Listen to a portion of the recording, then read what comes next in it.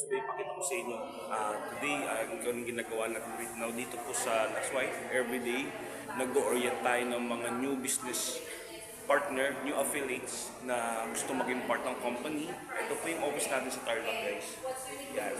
Ito po yung ginagawa natin everyday na nandito tayo sa opisina para mag-briefing sa mga gusto maging part ng company. And ito yung guys, no, commitment naman siya guys. Tingnan nyo, sobrang ito yung natin. Sariling building natin ito sa Epaniedo, and ito kasama ng mga business partner. Ayan siya guys. So isa po tayo sa mga Lux White Millionaires Club ng company. Ayan, dati po tayong may profession, 7 years po regular employee, pero guys, ito na po yung ginagawa natin.